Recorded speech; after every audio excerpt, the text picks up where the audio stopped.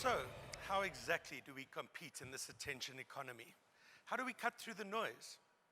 How do we make ourselves relevant to kids who've got so many choices, from small screens to games and everything in between? How do we create brands that are entertaining and engaging? At Sea Monster, we create inspiring animated content, and we create amazing games to drive business and social outcomes. We work with a number of companies around South Africa to do this and around the world, and what we'd like to do is share some ideas and observations that we've picked up over the last few years with you. And of course, it starts with story, like it always has. This is how we've always made sense of the complicated world around us, as we've heard from many speakers before today. And as that audience is in front of you, and you're able to engage with them and see their response, so that story could take a life of its own. Great storytellers, of course, can get a chill, send a chill down your spine. And then technology came along in the form of writing, and now the writer and the reader were separated for the first time.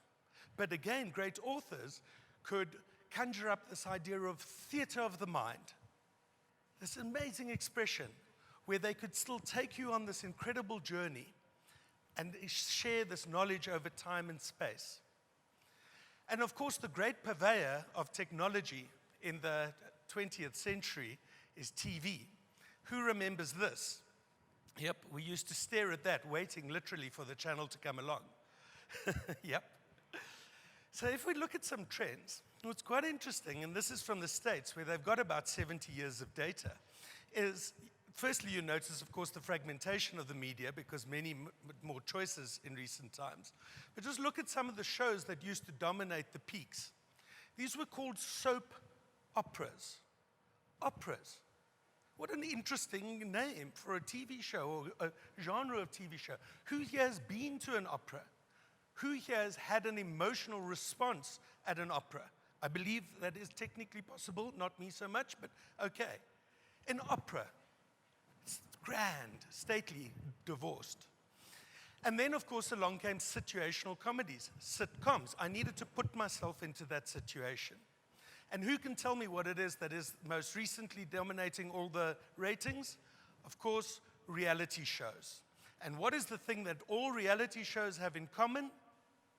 Every single one of them, yep, they're all crap. No, sorry, they're all, they all have a basic game mechanic at their core. Whatever it is that you believe, we're all competing for something, whether it's a like or more followers or whatever it could be. It's an interesting idea that as the trend of technology has progressed more into activity, the game mechanic has expressed itself. So the whole world can be organized on this very simple 2x2 continuum. You'd be lucky to know that. And on the one side, of course, we've got controlled media like TV. And yes, shouting softly and having a conversation are not the same things. And then, as an example, you've got games in the middle and social media. And I loved what somebody said earlier. The outcome of autonomy is engagement. So yes, on the one hand, we've got story and we've got this trend. But there's another powerful idea, and that is agency. I'm not talking ad agency, I'm talking human agency. In other words, the human desire to control the world around us, to influence the world by being on my phone, by standing in a queue. I can do something with my micro boredom and play Candy Crush, whatever it is. It's a powerful human dynamic, this idea of agency. And at the same time, we present all of these things in these incredibly rich spaces with all of this information up at the top and this huge narrative kind of playing out. But yet, we're still presenting it essentially in the same way that we always have, with the same technology. The screens are still basically flat.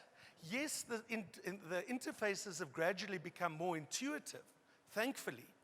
But ultimately, the way that we really engage story is through our senses.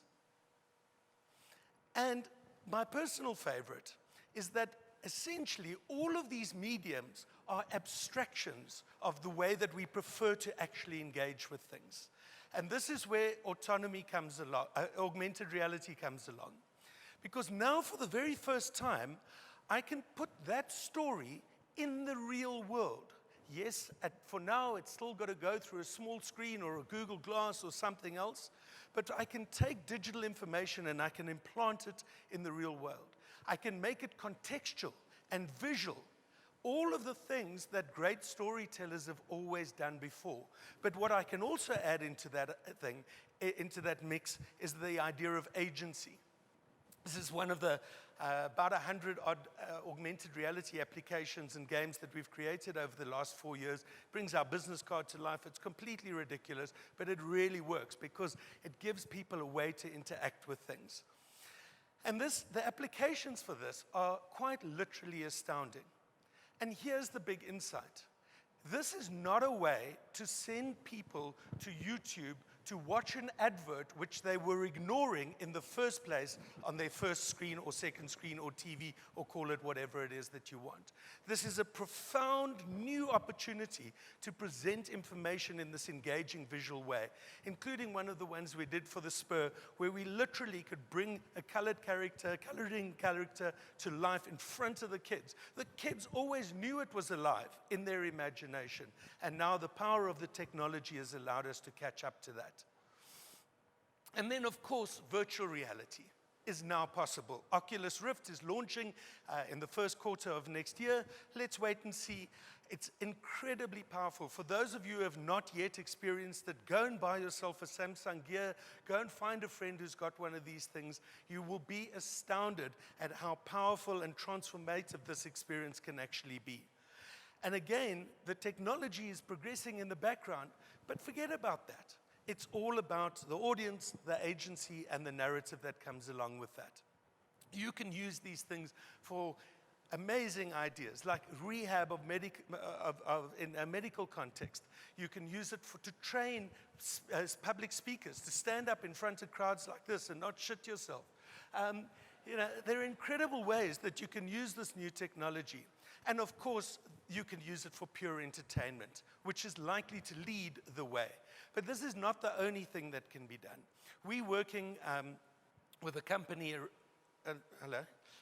There we go. We're working with a company, an airline around the world, not in South Africa, who's looking to recruit the very best pilots in the world, change the way that their cost structures work, and we're developing a flight training solution for them using virtual reality, funded by a South African venture capital company, which is quite astounding. So really, its stories are how we've always made sense of the world. Agency gives us that power, that ability to control what it is. The technology is merely a means to express that. And I would urge us to find that new narrative using these two ideas to change the way that South Africa sees itself, to change the way the developing world is seen globally, and frankly, to just change the world using the inspiring content and experiences that we know we can create. Thank you very much.